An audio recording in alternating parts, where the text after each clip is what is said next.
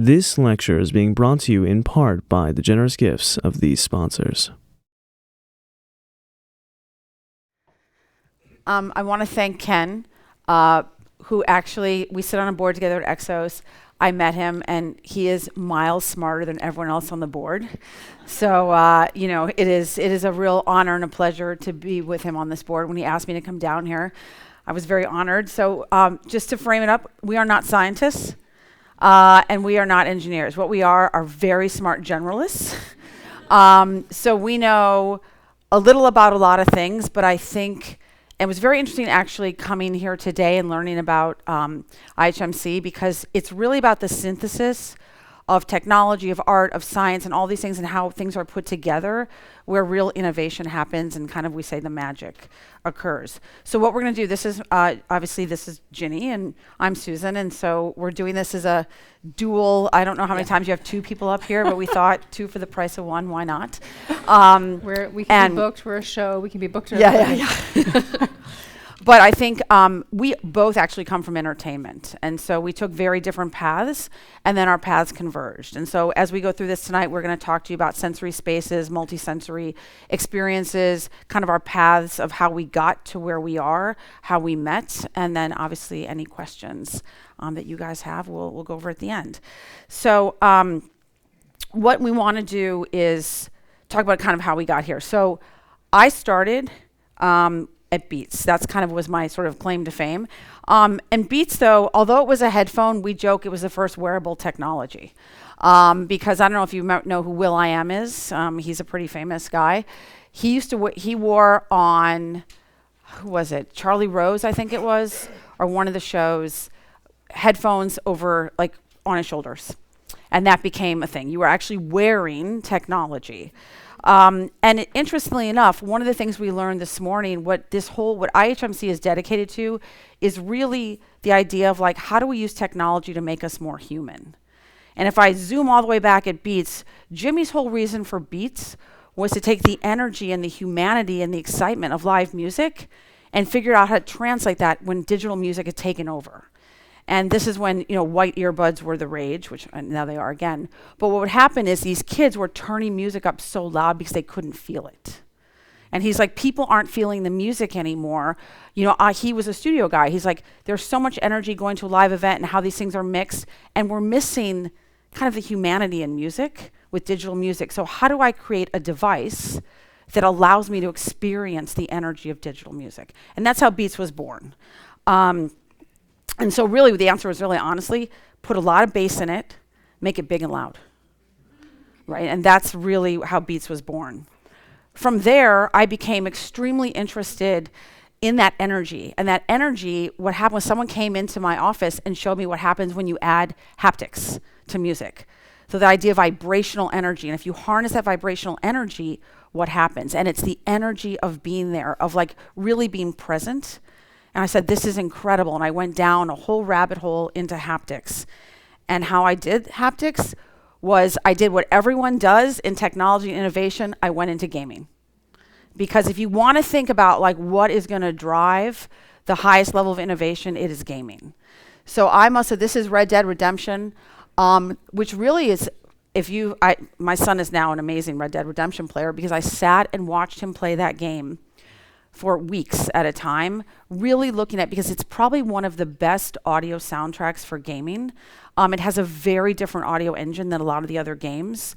So it's actually a library of assets. So to be able to feel the horse like running, to be able to feel the different textures when you're in the game, it is true immersion.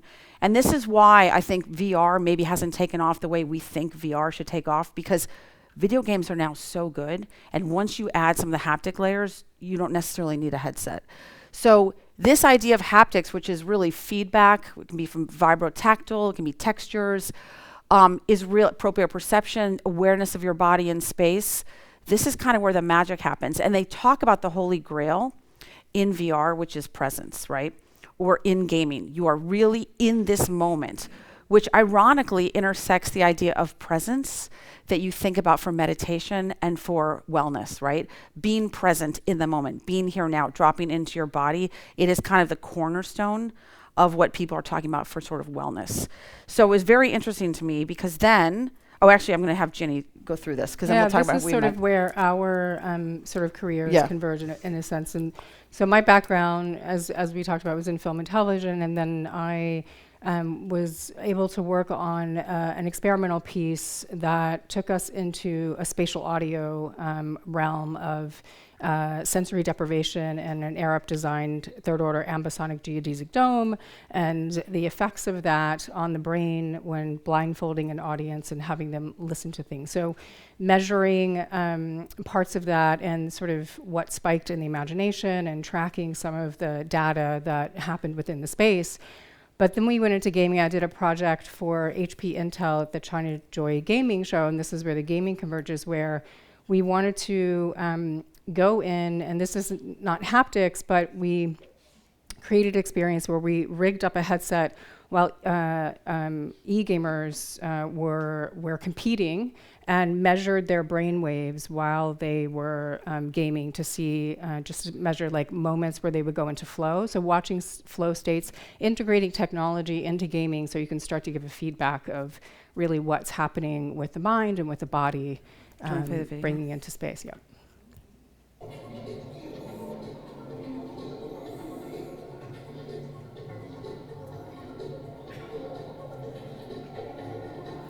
Yeah, we played with some animations to make it fun because it was at this like 500,000 person conference. And you know, this was kind of early days, and to be honest, the Muse headset in the middle of this, half the time it would like break down, but a lot of times we did get accurate readings, and it was really interesting for the gamers to kind of see afterwards what was happening with their states when they were gaming. A little more for entertainment, but it was a really great sort of an engagement piece. So while we're doing our gaming, what happens is I start playing around with different types of audio. So I started playing around with like what happens with nature sounds, like how do people, if I add a haptic layer to that, like how do I add the kind of the presence and the energy of these real life experience and put them in a digital framework. And so this is kind of what blew people away. I would literally play rain sounds for people, and I'd be in business meetings demoing technology, and they were gone. They couldn't answer me. They were done, right? And it was shocking, and it was across the board because people are, they dropped into their own bodies, and you saw it. I saw when I would play rainstorms, and people would feel the rain, because again, this is where, if you think about haptics and this idea of these neural interfaces, you're lighting up mechanoreceptors, which really go into your spinal cord up to your brain. This is kind of everything. And so it's really about the brain and the body and connecting the two and how to use technology to affect what we want is a calming, creative outcome, right? And so we did some stuff with the feet. We had people who actually were, had done tons of chemo and had a lot of neuropathy in their feet, and adding that vibrotactile stimulation, pairing it to visuals, they started feeling things again and started crying. And so this doesn't happen across the board, but it really started us thinking, like, how am I going to use all this really interesting technology that's clearly doing something, and how do we start to harness it? And for us, because we live in sort of the consumer world and the entertainment applications, this is where we get to experiment, right? Because we can experiment while we're waiting for science to catch up, right? And that's really, but when things really come online, it's when they all line up, right? It's the science, the engineering, the entertainment, the experience, and they're all aligned, and that's true innovation. You can stay on that because this is a great way. This is how Susan and I met, actually. Mm-hmm. I did a piece in 2020 for Land Rover, and I did a piece, no screens, but sound only, tactile and scent, taking people through a walk in Olympic National Park. And it was highlighting the extinction of natural silence and bringing people into a state of presence with the Bose headset, the Bose glasses. When they came out, they had a creators program. And so you would walk through a space. I created a tactile space. and you could move your head up. This is really where technology started getting sort of full spatial. You could move your head up with the Bose glasses and hear the environment above the ground, and you could lean down and the glasses would take you down to a completely different sound environment. But to Susan's point, what's important here is the impact that it had on the body, the neuroaesthetics, the psychoacoustic effect of taking the screens away, going into a place, and the effect that sounds have on the body. The thing that was interesting that I found, it was like an hour line every day for this 3-day festival for Land Rover. And the people who kept coming back in the line and waiting an hour were teenage boys. And it was so interesting. And I couldn't get them out of the third environment that I built. And it was fascinating how young people really wanted to go off their screens and wanted to be in the space. Yeah, I think we over-index visually all the time, right? We're always on a screen, we're always on our phone, we're always looking at things. And so people forget about the other senses and the impact they can have when you start designing for them. Yeah. And so that's kind of been the paths that the both of us have been on, is like, how do we look at all the different sensory applications and create really interesting immersive experiences that are what we need. We're sentient creatures, right? That's why we have all these mechanoreceptors.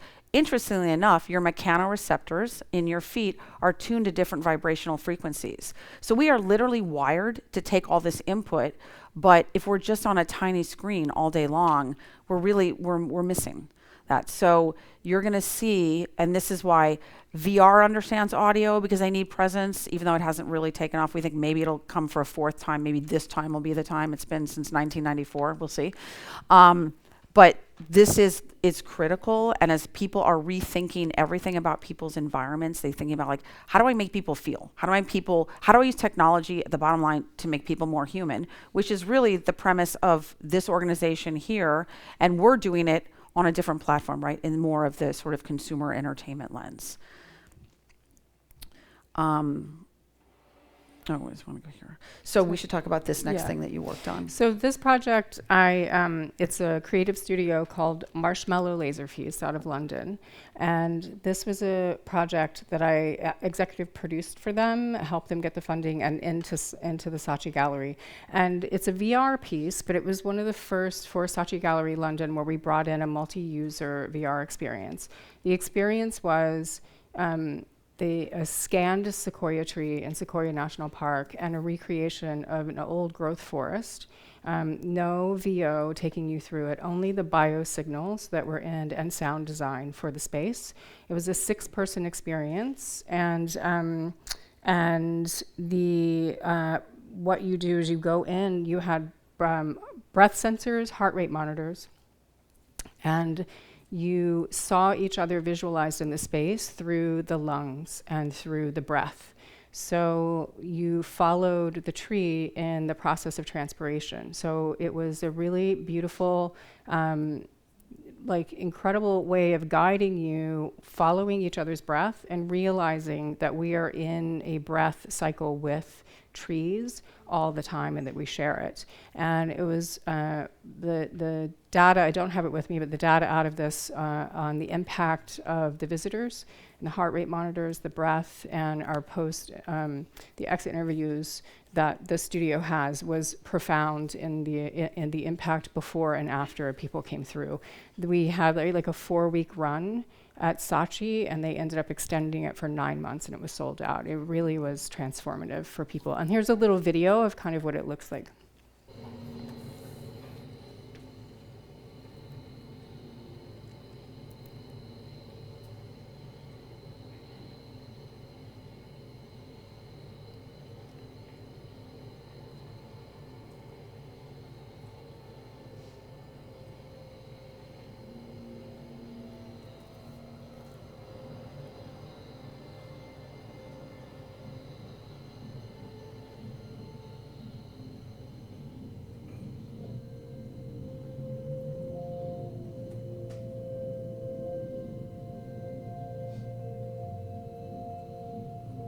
So imagine you're standing in the center of this, and you really get the sensation that you're actually floating up in a tree.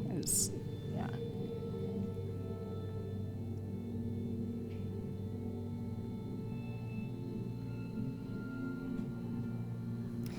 And so this is the project that really, I've been in film and television and everything, but I'm really a nature nut. I'm like born in a forest, and that's where I want to be. But I loved this, and so it really, the culmination of these projects made me realize we can really use this technology, a sense of space, neuroaesthetics, the multisensory aspect of all of it is really profoundly effective on the body, and we really started to look at it. And so I thought, this is really what I want to do with my life. I want to be at this convergence of nature, art, science, and the human element. And I feel like, that has a knock-on effect. It's well people and then well environment. It rolls out. So that's been the focus of my work since we did this project. And so while Ginny's in the forest bathing. Yeah. I'll be back forest bathing. Yeah. I'm going into tech, like hardcore, and I'm really looking at, like, I've gone from audio, and now I'm really looking at, and through haptics, neural interfaces, right? And really this human machine interaction, which, it's funny, you kind of go job to job to job and you don't realize that there's a theme that starts to emerge and a pattern. And so everything that I've been doing and working on has really been about, like, how do we interface with technology from a consumer standpoint, and how do we use that technology to make us happier? And so when you look at this, I was looking at neural interfaces, brain-machine interfaces. I've done so much work in wearables. And it's funny, too. And what's interesting, I think we're at this really interesting inflection point with wearables. Wearables, I've done a lot of non-invasive wearables. I'm doing I'm doing one which is basically a glove for haptic feedback, but it has a neural interface. I'm doing a vagus nerve stimulation one. These are all, when I say that I'm doing these, I'm working with companies that are trying to do this. And obviously you can imagine the dirty secret about wearables is there is so much roadkill of failed wearable companies. It's extraordinary. And that there's a couple of reasons for that. One, a lot of it is, actually it's hardware and software, right? The hardware, which is still a little bit behind, you had very poor sensors. You didn't have material, flexible batteries, skin type material, sensors, being able to print actually sensors. And then you just didn't have the software where it is now with all of, AI and machine learning to the level that it is. So we've been collecting data for so long in so many different ways and trying to figure out kind of what that killer use case is. But it was really about reading the system, right? How do we use technology to understand ourselves? And that was really kind of the basis of wearables. Like, we need data. Now, obviously, most people can't even understand half the data that comes out. That's why data visualization has become a whole thing. And then there's also been writing, like invasive. So there was a company that I was working with that did transcranial stimulation, which is really well known for PTSD, depression. But what happens is a lot of these companies can't get regulatory status. So they go in and they actually go in through sports. Because they look at who are the people that really care about human performance, and the edge is professional athletes. And they'll start there and they'll try and triangulate there to go get their 501. Whatever they need to get. So it's a really interesting time, and it's really the same framework, right? I've been looking at you've got to capture a signal. The signal is messy, especially if there's movement. Then you have to process that signal, which we've been doing forever, and then translate that into some sort of action interaction. And the problem is, most people that develop wearables, I was going on a tangent. I am going on a tangent, but that's okay. It's technologists. They don't include scientists. They don't include people who really think about the human state. So you have a bunch of really smart guys in a lab developing in a silo. And that's another thing that we talked about today, which is such an amazing thing about this organization here. It is designed to have multidisciplinary inputs into product. And if more products were done that way, there wouldn't be as much roadkill. But I think now we are really at the precipice. There's been so many incredible, disastrous, amazing things that have happened over the last few years that have really accelerated change and really impacted how do we want to live our lives?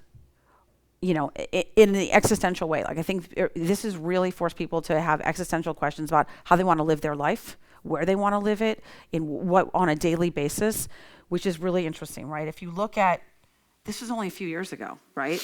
We've never been more alone in our entire lives. It confronted a whole bunch of things about how we want to live, how we want to work, how we want to play, how we interact and engage with each other. I mean, it's funny too. This was school for like a year, especially we were from California. So this was like, you guys didn't care that much, I gotta be honest. We overcared. Our kids were not in school. Yeah, we cared for you, yes. So our kids were out of school for a year and a half. And I can tell you the effects of being out of school for a year and a half, what that has done to them mentally, socially, it is shocking.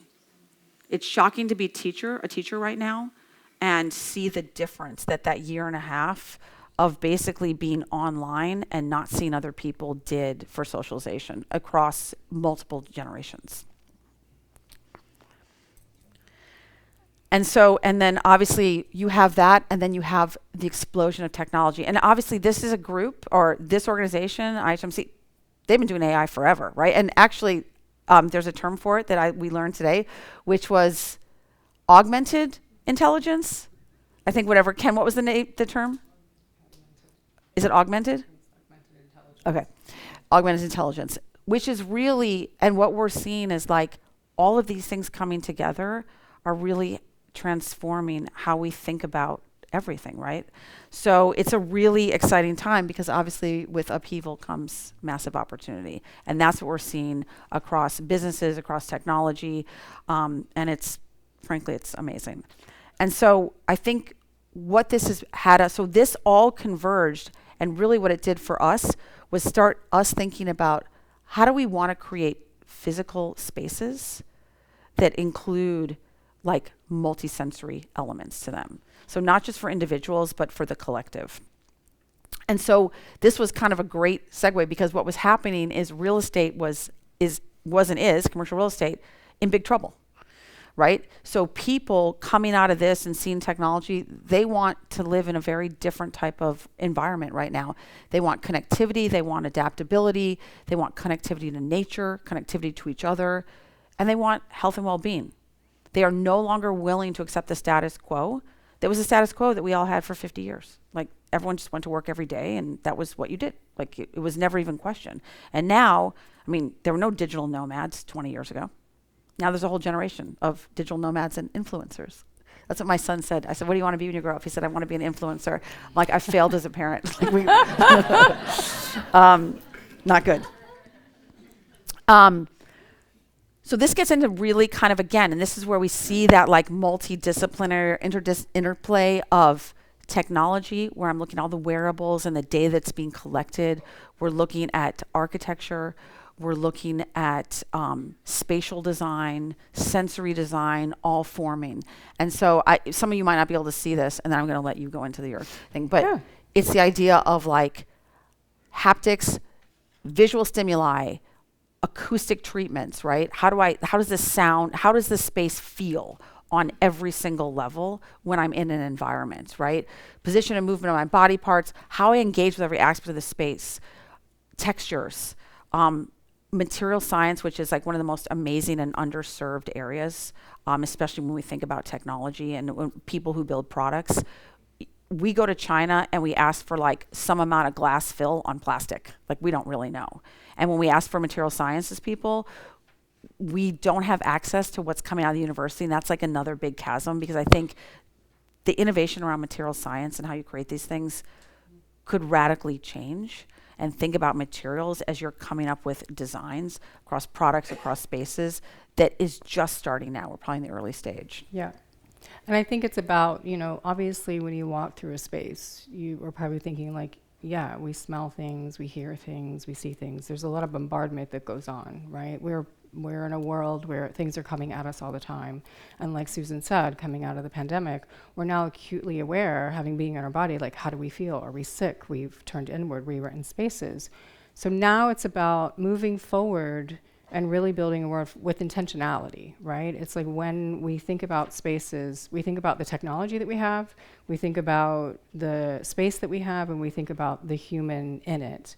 And converging all of those things in an intentional way that actually serves the health and well-being of the person, and working in sort of reciprocity with the space and integrating sensory technology in it, not only from the wearable, but also the space itself to read. So you can also have these neuroreactive architectures, right? And spaces that sort of move with you to support the well-being. And, a lot of it's happening on a very sort of like, not analog, but low key. It can be like a highly connected space, tech space, from the wearable to the sensor talking to each other. A lot of people, when you go in, you have Nest or you have, things in your home, and the Apple TV used to come on, you can do your pictures. But we're really talking in the sense of reading, writing these sensors back and forth to adapt in real time. Now we have, it's been used in sensory retail a lot. Sense of smell, color, we're really talking about neuroaesthetics, but then neuroaesthetic reactive architecture. In hospitals, it's really becoming more and more you hear about actually really intentional considered spaces and the impact that it has on healing. Just changing the color, having a window, having green space in a hospital, like increases healing time, I think up to like 30%. And one of my new collaborators and artist, a friend of mine who's working with me on another project, she did a really profound thing. She was in the hospital she was very ill for a while, and the beeping, we've all heard those beeping monitors in hospitals, right? They make you crazy. There's ICU psychosis. It's a thing. She came out and was really determined to do something about it, and she got a science, a research grant. And, here's an artist who really had not worked in science. She was like a sound artist and like a music DJ. And she got the grant to research for 3 years, going, all over the world, talking to patients, talking to hospital administrators, doctors, nurses, and was able to get Philips to change the beeps in all of their hospital equipment. So it's just happening now. She's been working with Philips, and I think next month, in all of the hardware in all of the hospitals all over the world, they're rolling out the new tones that are more conducive to the nervous system, and tones that actually have a frequency that are conducive and support healing. So there's lots of ways that you can make slight adjustments to space, and it really makes a profound difference. Also, inclusive playgrounds. It brings community together. It really utilizes and leverages what we have now in the world with technology. We all think tech is bad. A lot of people are like, tech has a bad name. It's social media. It's really damaging to society. But we're at a stage now. What Susan and I were talking about. You have humans that are coming out of COVID. Like unprecedented rates of anxiety, depression. You have PTSD. You have tech on the mend getting a bad name. And then you have these spaces that are there and waiting to be changed. If we were able to bring tech into the space in an intentional way, use neuroscience and responsive architecture, and bring humans into the space in a different way of connecting, that's really, that is transformational. And you see it more and more. I think the next slide is, this is a hospital in Leeds, and this is about more sort of neuroaesthetic and healing architecture. This is a place called Maggie's Place. It is a cancer center in the hospital in Leeds, and they just dedicated and decided to lean all in and creating a space that really leaned into using the science-based neuroarchitecture and neuroaesthetics to help healing. And I think they've now opened I think there's 10 more of them in hospitals, because the data they're getting back on how it impacts and increases rates of healing is huge. Yeah, and I think that's the key, is that none of these concepts are that new, but now we have the ability to get data. Yeah. Because we've got sensors, we've got ways to measure people's response to things, that there's enough data, enough science that says, okay, this actually works. I think the other driver is always economics, right? So if I went to a Urban Land Institute, they had a planning, it's a big organization, and so they have all the big real estate guys like Hines and people that have millions of feet under management. and they've got 30%, empty, right? So when you've got occupancy rates at like 70%, you're going to listen to like anything, right? Now, if your occupancy rates are 99%, you don't care.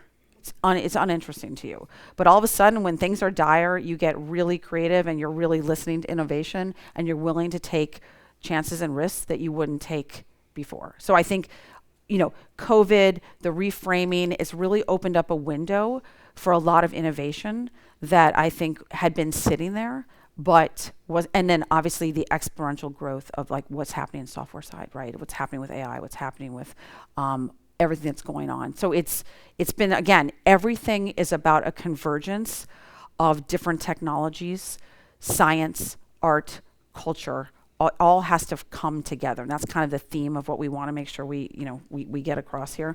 One thing I just want to say quickly, because I forgot to name her, the artist and the researcher, her name is Yoko Sen, is the woman who was able to get Philips to change this. So I just want to make sure I credit her and give a shout out to her, because it was pretty amazing what she did.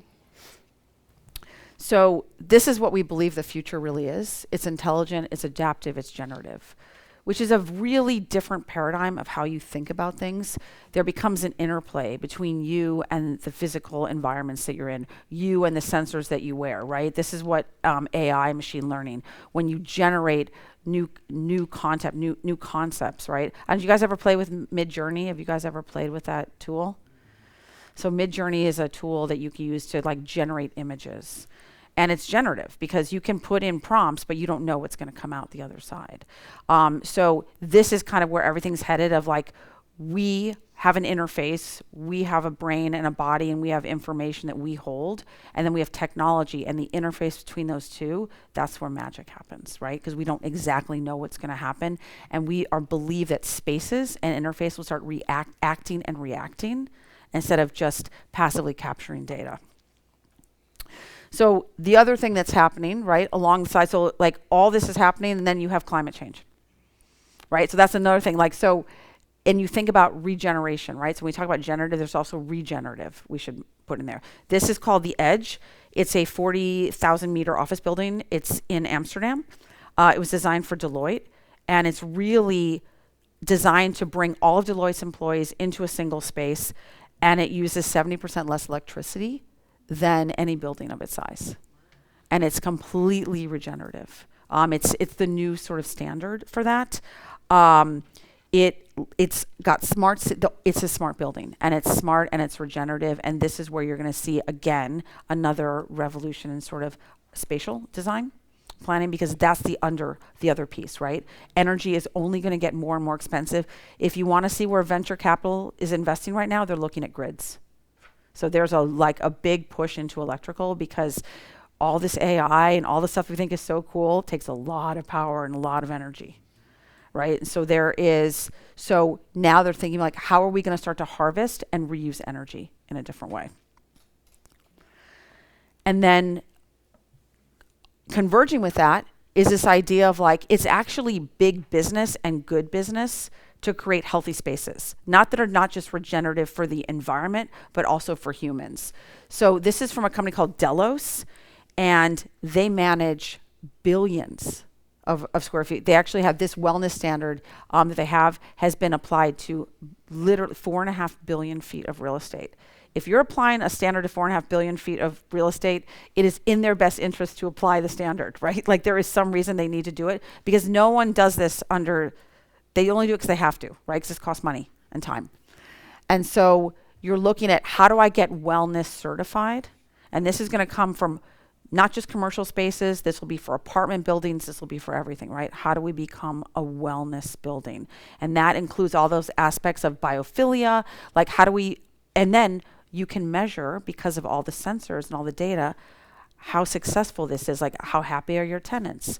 What's their HRV in the building? Like, has it gone up? Has it gone down? How are people using the spaces? So there's so much data that can be captured.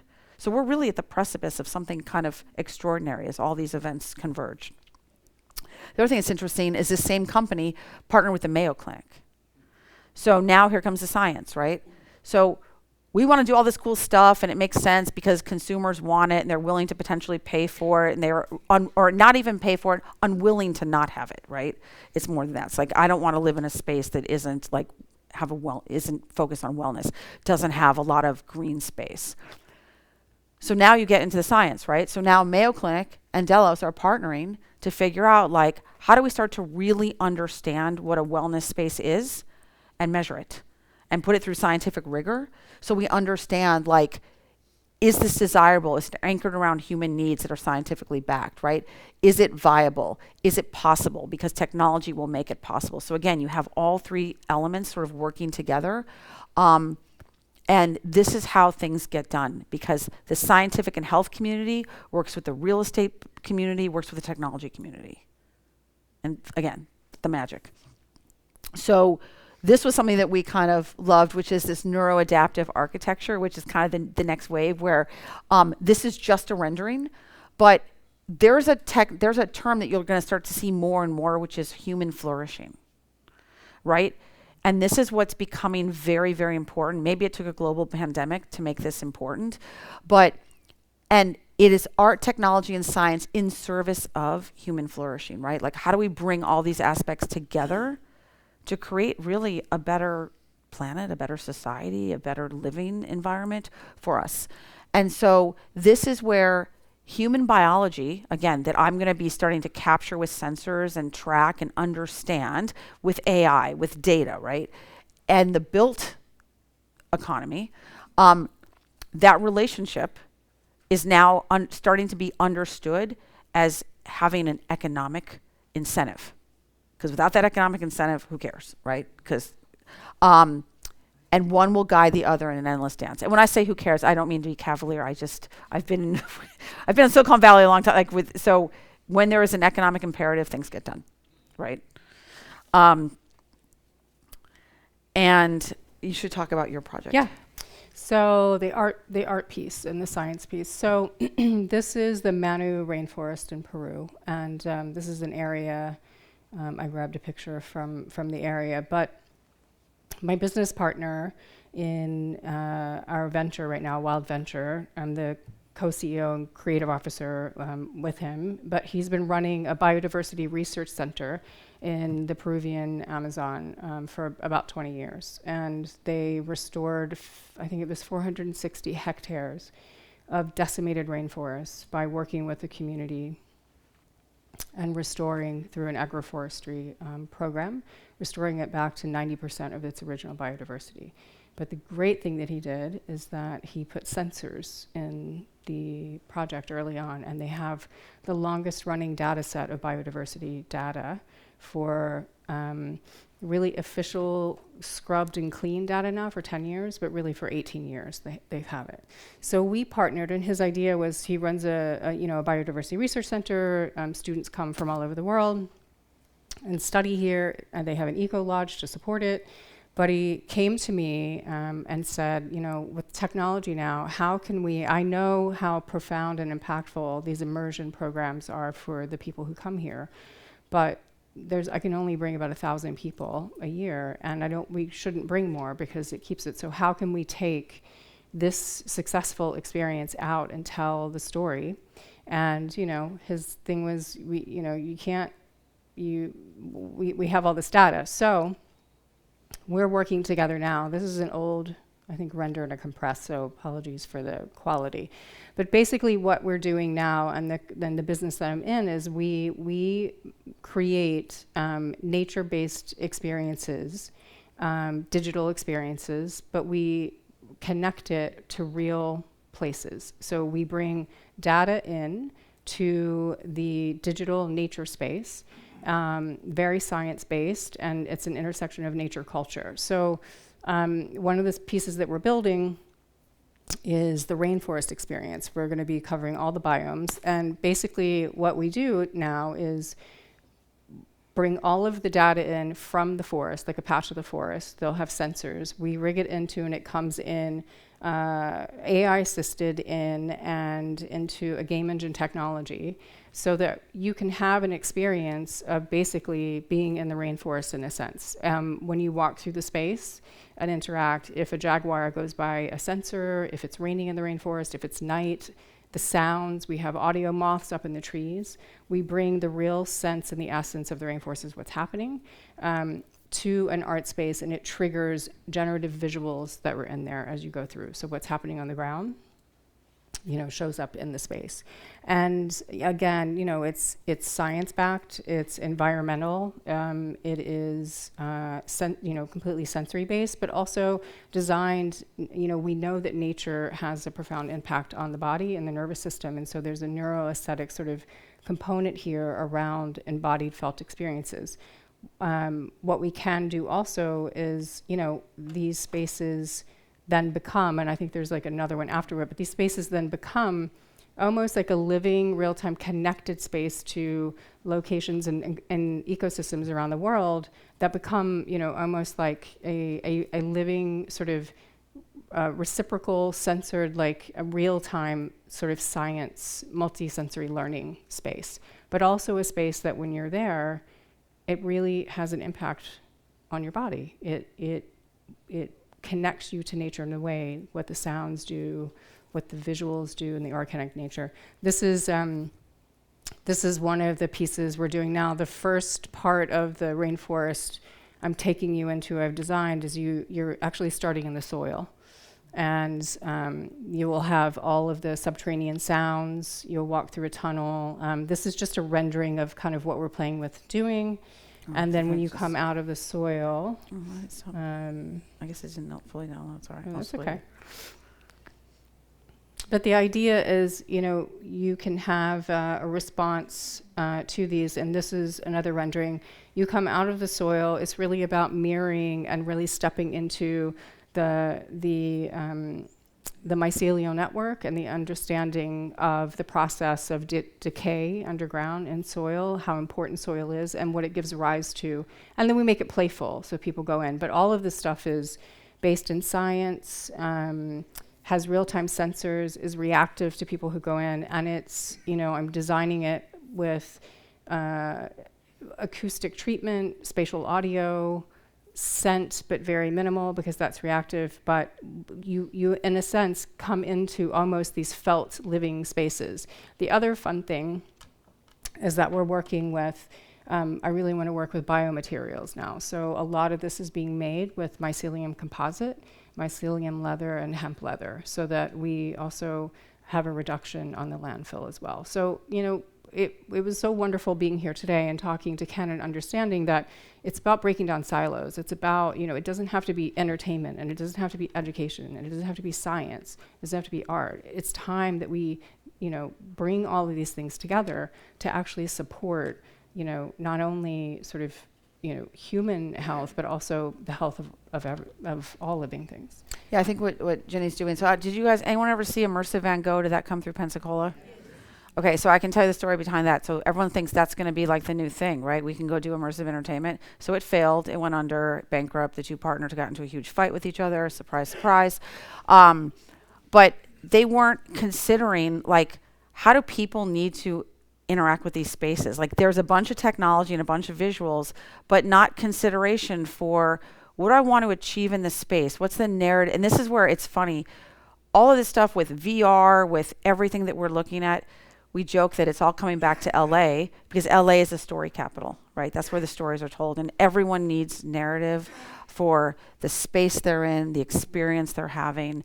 And so these are very considered narratives where I want to act and react to you and have a personal experience that you're having. The experience I have going through a space or physically being in a space is different than Jenny, because how she feels that day, where her brain state is, her physical state. And I want that space to act and react to me, to either bring me to a different, a more desired state, but I want to feel that it's being impacting me directly, and it's very different. And so that's what Van Gogh was again, it's kind of the very beginning of like people want immersion, but they don't understand what it is, because it goes back to the neuroscience, goes back to the neuroaesthetics, goes back to the science, and starting to pull all those together so you have a really thoughtful, intended outcome for what you want to experience. And that's what I think people like Ginny are doing, is really driving a very intentional narrative using science and technology and really biology to figure out how to get people into different states. And very customized as well. You know, that's the great thing about it. You can do. So in summary, I'll let you summarize. No, it's just, you know, it's about like where we are now, and we have all this. It's an exciting time. You know, I again, going back to, I did this talk at Cornell, and it was like, you know, humans beat themselves up, like on the environmental side, you know, like, oh, we're the scourge of the earth, we're terrible, like, you know, we're unruly, we're just messing up everything. Tech is terrible, it's taking us down, it's the worst thing in the world, it's killing everybody. And then you have like spaces that are just not supporting health. They're not considered, and they're not designed, for the most part, for the human that's going to be in it. But that's an opportunity. How wonderful now that we can move into an area to integrate all of these things and shape the future. We have to, you know, really continue to move towards designing these environments that nurture and empower all systems, because it can, you know. It's, if you have well places, you have well people, you have a well community, and you have a well planet. So we took you on a very circuitous journey. Woo! We're sorry about that. But we felt there was a lot to talk. There's just so many things that are kind of coalescing, and we wanted to try and give you a little taste of all. And that's because we're generalists, not scientists. So we want to thank you for your time. We really appreciate it. Thank you so much. Rock star. You're rock star. Oh, I'm supposed to ask if there are any questions. Yeah. Also, I just want to say thank you to Ken and the Yes, team. thank You you. guys were amazing. Yes, thank today. you so much. You blew our minds, and Yeah. it really Yeah. like helped me take everything that I'm doing to a next level. So, Hi, that was great. Are there home designs that can get you started in this direction? Oh, yeah, there's a lot. yeah. There's a lot of architects that are thinking about this, whether it's like, if you said, hey, I want to have a regenerative space, right? I want to think about, 15 years ago it was solar, right? It was like, so there's a lot of biophilic design. You can take a look. You can actually look at a lot of this stuff online to see, but this is really, a friend of mine is married to an architect who has the first, like the most sustainable building in New York, all out of wood. There's a lot of collectives that are being built in upstate New York. I think Ken mentioned one to us this morning. These guys are also doing another one. So people are also thinking about how they want to live. There's a lot of work in the longevity space as you think about, we don't want to warehouse older people, which is what we've done in this country for many, many years. We want to think about, like, how do they want to live? What's a healthy space for them? France has done some incredible work with dementia care and really building like small neighborhoods that feel like, that are really thoughtful, and how they actually have gotten some pretty great outcomes. Unfortunately, they're very expensive to sort of, it's not a scalable model, but it's a great sort of test model. But I think there's a lot of interest and energy around, what does communal living need to look like? Not warehoused, right?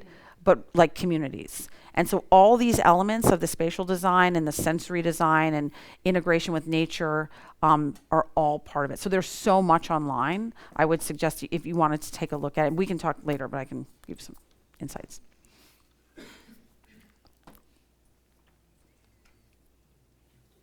Yeah? Oh, so I have to. You mentioned earlier when you were watching your son play the video game about texture, and I'm just having a hard time understanding, is that visual texture or tactile, other than a vibration?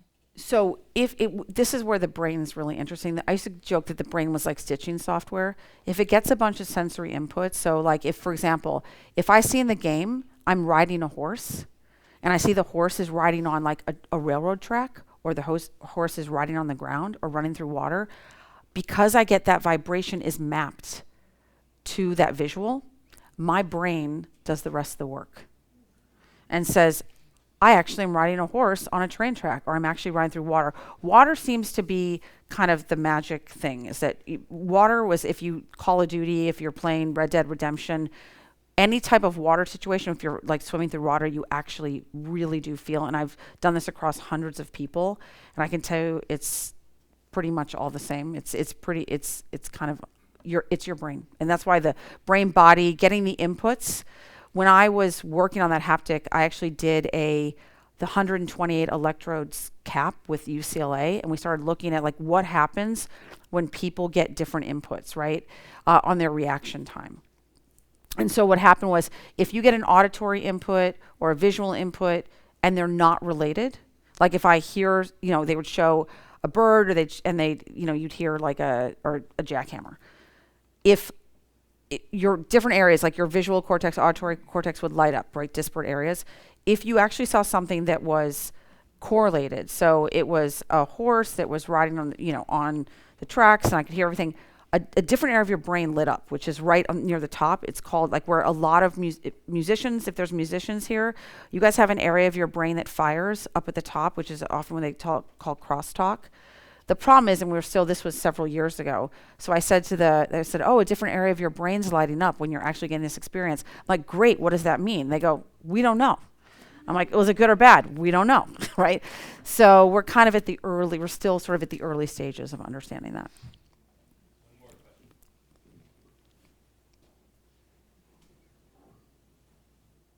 Thank you. Hi, magnificent presentation.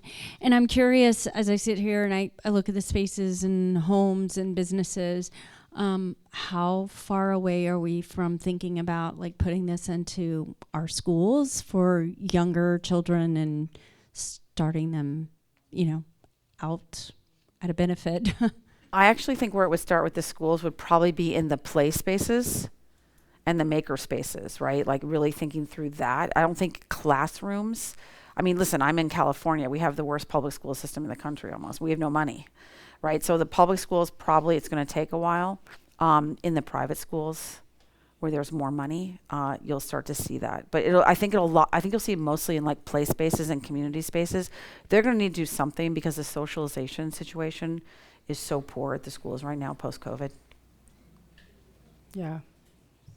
Also, the way, something to consider, which I think is being talked about now, I focus a lot on the impact of noise pollution in spaces and the lack of acoustic consideration. In hospitals, it's a big deal, but also in schools. And they're having to go back in and retrofit, change the resonance of the space, the reverberation and stuff, because it really impacts the learning. It's terrible. And it's really eating, it's like the bandwidth in your brain, and it's exhausting. So, yeah. I think the other thing I'll say is that neurodiversity, which has become a big, people didn't understand neurodiversity a long time ago. Like, I never heard it when I was growing up, and I have a neurodivergent son, and I think that's going to drive a lot of this change, is the understanding of neurodiversity and what types of like ADH brains, dyslexic brains, and instead of like figuring out like how do they need to learn what type of situation, much more tactile. I think you'll start to see, especially there's a lot of research that, especially young boys, this is not sitting in a classroom for 6 hours a day on screens is not a healthy way. So I think the neurodivergence, I think you'll start to see a lot of that. It'll be in parallel with that. I think that's what the change will drive it. Did you have a question? How do you account for the individuality in this of someone? I'm sorry. Of someone maybe not caring as much about how they feel, what they think. They're more of a generalist, and someone that's real into this and picks up on every word you say, and they're anxious to get their environment corrected so that it meets their needs. But there are other people that don't have a brain that thinks in that type of direction. I don't know if you understand what I'm asking, but there's some people that care a lot more about all of that. Right, for sure. Other people, so I don't know, when you're designing an environment or a program, what do you shoot for the middle? Yeah, I mean, I think that if you're not tapped into it and you're more likely to kind of go through the space and unfazed by it, you know, it's fine. You'll go through. The interesting thing is, I think part of what we want to do is not sort of poke it and unravel it, but the way that it's particular to the spaces that I build is I always say that I want to bring people into a space, and sure, you're going to have people that walk through that just kind of go like, I don't really care. That's going to happen.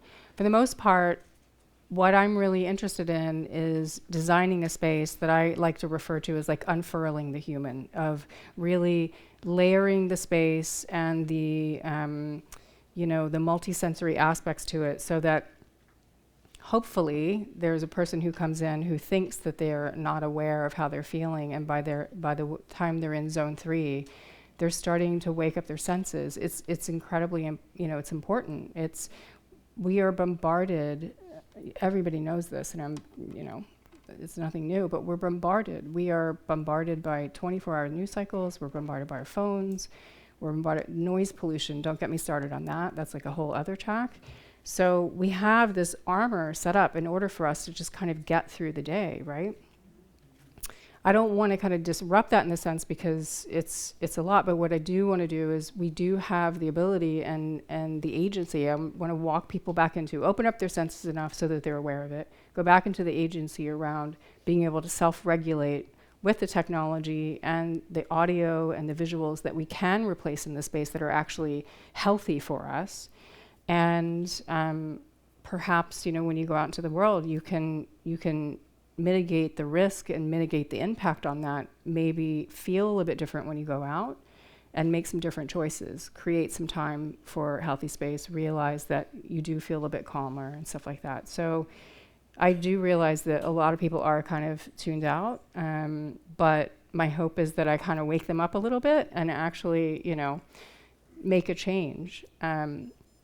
I'm working on a project now for a health museum, and it's called the Sensing Sound, the Science and Somatics of Sound Perception. And it really is about bringing an awareness to just how much is coming at us. Sound is the main driver of perception, and how much it actually affects our health and how unaware we are of the impacts on it. And so bringing an awareness to that and figuring out how we can make some changes in our life and really advocate for better spaces and consideration of the human element. I think it's so important. Yeah, so I'll answer your question another way, which is sleep, right? No one cared about sleep 10 years ago. We used to joke that like sleep when you're dead, like just go, go, go, go, go. And now, so even if you don't care about what she's talking about, you care about recovery. You care about like downregulation of like, I need time to sleep. I need time to reset. And so I think that is where this unbelievable interest in sleep and the amount of money going into sleep technologies is, I think, where the people who you might say, like, they don't really understand, like, you could say this is woo-woo, and it's definitely like, but this is why art and creativity kind of push the boundaries. But you're seeing this, like, collective change and sea change of, like, recovery is now a topic talked about for professional athletes. It's now understanding, like, circadian rhythms and sleep cycles. This was never discussed 10 years ago. It didn't even exist for people. Okay, sorry.